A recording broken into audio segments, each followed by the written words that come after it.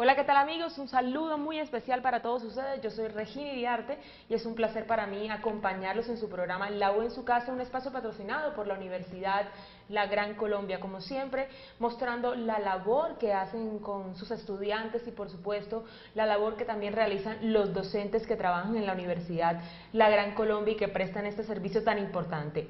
En el día de hoy me acompaña Edwin García Salazar, filósofo, maestría en filosofía, candidato a doctorado en filosofía, director del programa de licenciatura en filosofía e historia de la Facultad de Ciencias de la Educación de la Universidad La Gran Colombia. También nos acompaña Mauricio Sandoval Granados, filósofo, magíster en educación, estudios doctorales en educación, director de la práctica docente y proyección social de la Facultad de Ciencias de la Educación de la Universidad La Gran Colombia. Bienvenidos, es un placer para mí tenerlos en el día de hoy. Reina, muchas gracias por la invitación, de verdad es un placer estar en tu programa y un caluroso saludo desde la decanatura y de la Facultad de Educación de la Gran Colombia. Bueno, hoy hablaremos sobre las implicaciones conceptuales y políticas que tiene la actividad docente del día de hoy. ¿Podrían explicarnos entonces cuáles son esas implicaciones en la labor que ustedes realizan? Bien, muchísimas gracias primero por el espacio. Inicialmente vamos a manejar 4 referentes y pues es plantear algo frente a estas implicaciones. No se quiere ser pretencioso, ni se quiere, digamos, llegar al punto de deducir cosas o plantear cosas. Se quiere hacer una reflexión y esa reflexión va dirigida en torno a 4 momentos. Digamos que hoy las implicaciones conceptuales, políticas de ser docentes están atravesadas por 4 ejes. El primero es el concepto de la interculturalidad. Ya un segundo momento sería el problema de la globalización. Un tercer eje o una vertiente sería el problema de la revolución tecnológica. Y por último, yo creo que es determinante también pensar el concepto de ética, el concepto de valores, que digamos que enmarcan, ¿no?, que tratan de sintetizar lo que es la labor del docente, pero sobre todo las implicaciones conceptuales. Creo que ese va a ser el problema. Como les digo, no es un problema o no va a ser algo de intentar decir verdades o intentar mostrar o instaurar modelos. Es una reflexión que se hace desde nuestra limitada articulación conceptual. Entonces ese es como el tratamiento que se va a dar. Yo pienso que inicialmente hay que hablar del problema de la globalización, que es un problema que es determinante a la hora de pensar qué hacer docente. Discúlpeme, ¿podríamos decir entonces que estas implicaciones políticas han afectado un poco la labor que ustedes realizan como docentes? Sí, bien, gran parte del imperativo categórico, de los imperativos categóricos que tenemos para hoy es que hay dos actores en juego, ¿no? Una es la política del Estado como tal y otra es una política más privada, más familiar. Entonces vamos a mirar en qué punto, eso se llama problemas de fronteras, vamos a mirar el problema de fronteras hasta dónde llega, para poder coincidir la idea general sobre el problema político en la educación. Obviamente no queremos, pues como le decía el doctor Edwin, no queremos en ningún momento categorizar, ¿no?, o enclaustrar de pronto el concepto de la práctica docente hoy en Colombia. Podríamos decir de pronto que estas implicaciones como la globalización, la revolución tecnológica, las otras que ustedes comentaron anteriormente, ¿en algún momento llegará a delegar la labor que ustedes hacen como docentes? Bueno, ¿Sí o no? Bueno, eso es una pregunta muy interesante y es ahí donde muchos patinamos en cuanto a la construcción de un concepto como tal. La globalización es un concepto relativamente nuevo. La globalización nace más o menos para los 80. Y ese concepto ha venido permeando todas las esferas del ser humano. Y la última que ha venido permeando es la educación. Recordemos que el ciberespacio nació hace 20 años aproximadamente, es una niña, y los computadores entran por primera vez hace unos 15 años a las aulas de clase. Por lo tanto, aunque la globalización se entiende como un concepto donde existen nuevas interrelaciones mundiales en comercio, en cultura, en educación, en política, no implica necesariamente que la educación también sea una globalización. Recordemos que la introducción de los computadores no significa realmente romper unas fronteras. Yo puedo tener un computador en mi casa, pero no necesariamente significa que yo sea un hombre globalizado. Todos sabemos que han nacido grandes mitos en cuanto a la globalización y lo que llaman la nueva sociedad del conocimiento, que son la nueva generación los chicos de la nueva generación, que son la generación digital.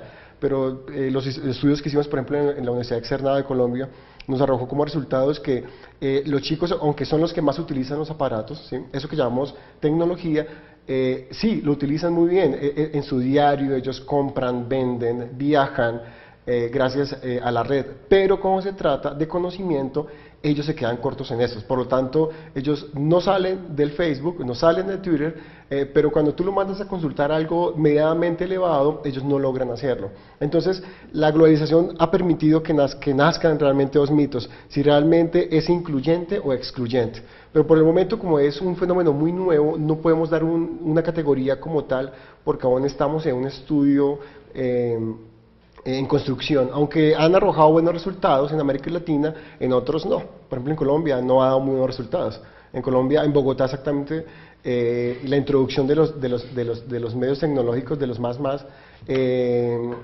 media, no han determinado una gran calidad educativa, por ejemplo. Lo que usted, el ejemplo que puso ahora, que de pronto los estudiantes no logran quizás hacer de pronto las actividades que ustedes colocan, también está relacionado con la falta de lectura en el día de hoy.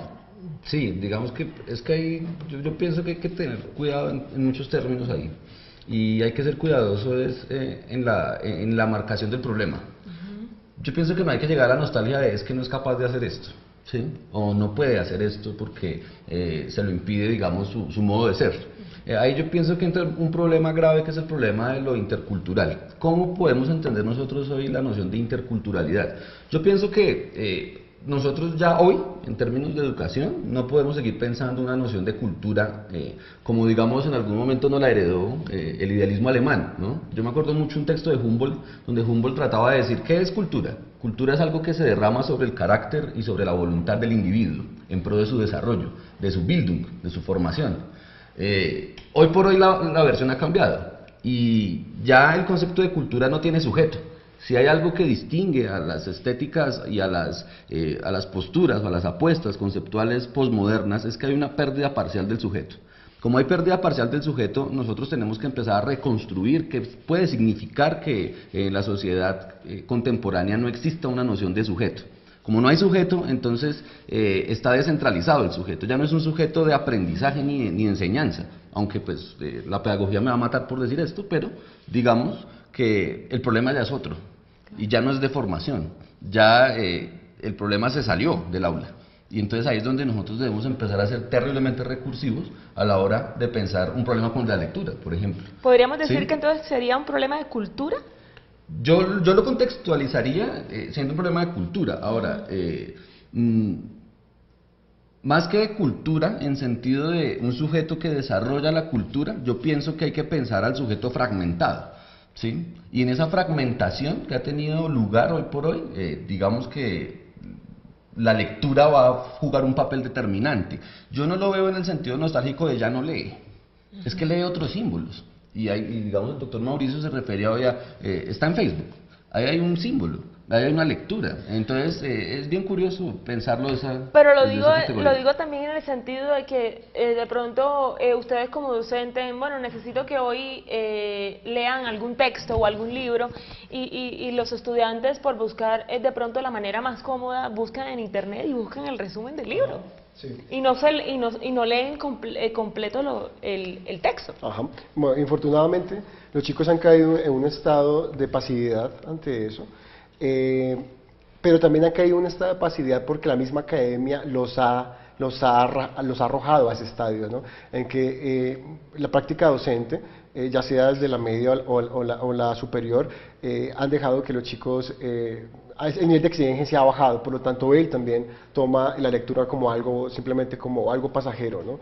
Entonces se ha desviado un poco el interés, pero ahora la Gran Colombia, te contaré más adelante el proyecto que tenemos, que estamos incubando para reforzar las didácticas de la literatura, de la lingüística, y que nos va a permitir realmente sacar licenciados de mucha calidad. Muy interesante que la Universidad de la Gran Colombia como institución esté interesado en reforzar estos aspectos de los estudiantes para luego lograr más adelante profesionales excelentes. Con esto hacemos una pequeña pausa, pero no se muevan porque ya regresamos.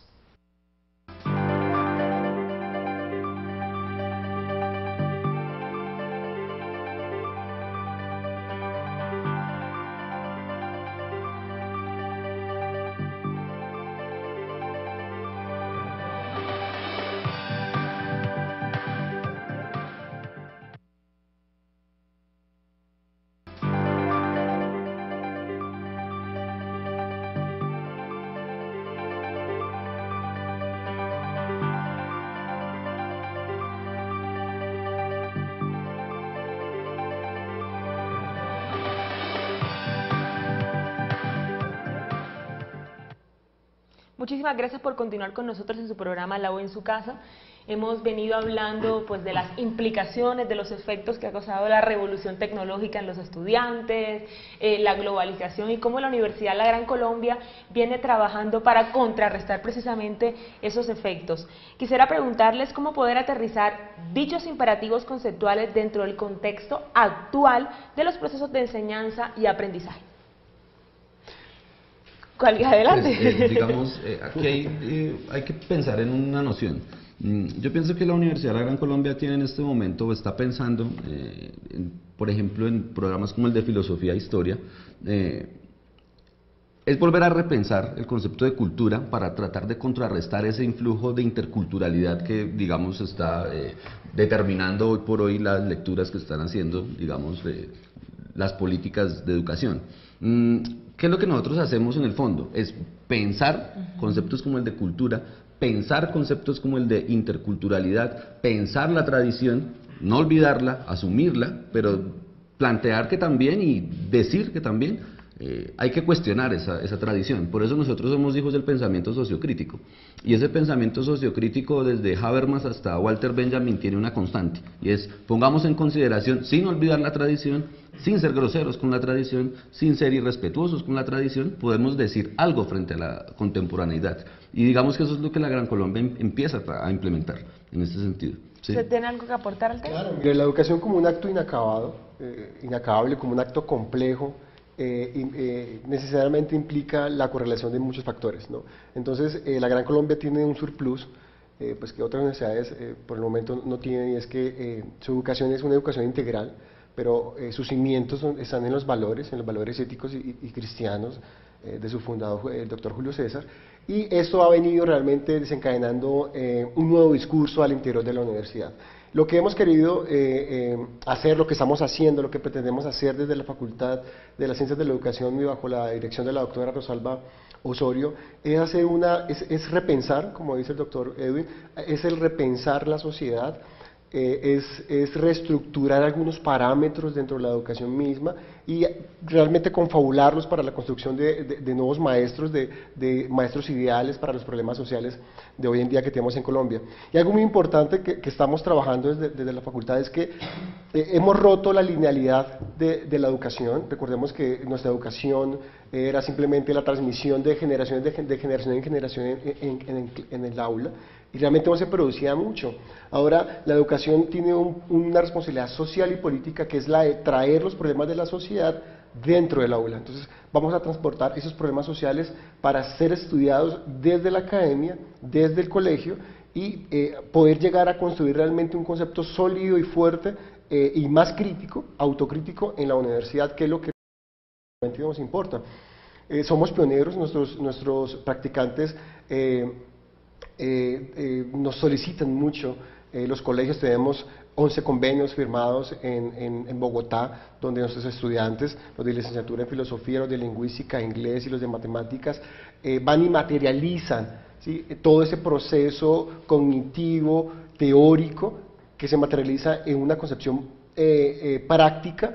Y lo que más hacemos es impactar a la sociedad, impactar a las clases más vulnerables, a las clases que han sido aisladas o descuidadas por el Estado. La Universidad de la Gran Colombia los acoge y tenemos un proyecto de inclusión que es muy importante. No podemos decir que, bueno, que todo esto del tema de la globalización, de la internet, de las redes sociales, no podemos decir que todo es malo, pero también tenemos que reconocer que han habido efectos negativos. En estos efectos negativos, ¿qué papel juega la familia? Pues la familia, yo pienso que la familia es el primer proceso político que sufre cualquier individuo, es el acceso a la política. La familia es el primer contacto con el mundo de lo gubernamental y de lo público. La familia juega un papel determinante en estos procesos, digamos, contemporáneos. Yo pienso que hay que ir más allá de forjar un ideal en el sujeto. La familia puede condensar actitudes en el sujeto, puede condensar posturas. La familia es determinante porque es un actor político, y yo lo veo en su sentido político. digamos que ya no lo pensemos en sentido romántico, ¿cierto? De la familia como un lugar a donde cohabitan individuos que interactúan en pro de una mejora social, sino que la familia, digámoslo así, conduce al individuo de cierta forma, lo conduce por medio de una moral normativa o por medio de una moral no normativa hacia ciertos puntos. Hoy por hoy hay que aprovechar el concepto de la familia como algo que orienta. ¿Sí? La familia es un oriente, digamos, y podemos pensarlo y digamos uno no pelea contra ese concepto. Y digamos las actitudes posmodernas a veces suelen ser muy reaccionarias frente a conceptos como el de familia, por ejemplo. Disolución de sujeto, disolución de familia, por ende. Pero yo pienso que la Universidad de la Gran Colombia ha pensado es en la familia como un actor político y como un actor que direcciona los procesos del desarrollo de la subjetividad, porque es que en la familia hay un espacio. La familia es un espacio. Todo, digamos, lo que hay afuera son espacios. Ya, digamos, Foucault en algún momento lo había planteado. La cárcel es un espacio, el hospital es un espacio, la familia es un espacio. ¿Un espacio de qué? De desarrollo de la subjetividad. Entonces, en ese sentido, hoy se producen las subjetividades, se desarrollan a través de este tipo de espacialidades. Entonces, es en ese sentido donde la universidad empieza a pensar que, digamos, la familia desarrolla la subjetividad, en tanto la familia puede también forjar algo de carácter, en el fondo. Yo lo veo de esa forma. Bien, todos sabemos que la familia es la columna vertebral de cualquier sociedad, ¿no? Bajo esta premisa, es hermoso recordar a todos los televidentes el papel que juega la familia en cuanto a la formación del ciudadano. Aunque los primeros profesores o educadores eran esclavos, ¿sí? Los pedagogos eran esclavos, los que educaban a los chicos de la Grecia antigua. Ya si nos situamos no tan lejos, aquí en la Gran Colombia, los principales formadores en la educación en Colombia eran los padres, ¿sí? De hecho, el Estado les pagaba a los papás para que educaran a los hijos, porque no existían lugares donde de pronto llevarlos para que tuviesen una formación más integral. Entonces, la familia, obviamente la Universidad de Gran Colombia nunca ha descuidado ese factor, es un factor primordial. Por eso, en nuestras entrevistas, las que hemos hecho, doctor Edwin, en esos días, gran parte de las preguntas estructurales es sobre sus valores morales y éticos dentro de la familia. El ser humano es el único ser sobre la tierra que puede amar y mentir, y eso lo aprende en casa. Entonces, obviamente, nosotros los colombianos aprendemos más a amar que a mentir. Bueno, con esto hacemos una pequeña pausa, pero no se muevan porque ya volvemos.